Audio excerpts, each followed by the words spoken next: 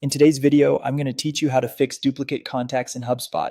If your CRM has multiple records for the same person, it can create confusion, lead to inconsistent data, and make follow-up much harder than it needs to be. The good news is that HubSpot includes a built-in tool to help you identify and merge duplicate contacts quickly. To get started, log into your HubSpot account. Once you're in the main dashboard, look to the top navigation and click on CRM. This is where HubSpot organizes your customer and lead records, and it's the starting point for managing contacts. From the CRM menu, click on Contacts. This will open your full contacts list where you can view, sort, and manage all the records currently in your system.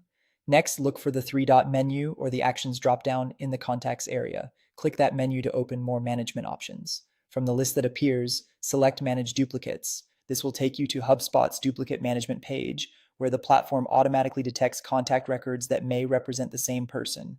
On this page, you'll see a list of duplicate pairs. These are usually ranked by a confidence score, which helps you understand how likely it is that the two records are actually duplicates. Higher confidence matches are typically the best place to start, since they're more likely to be true duplicates and easier to resolve. When you find a pair you want to inspect, click Review next to that duplicate pair.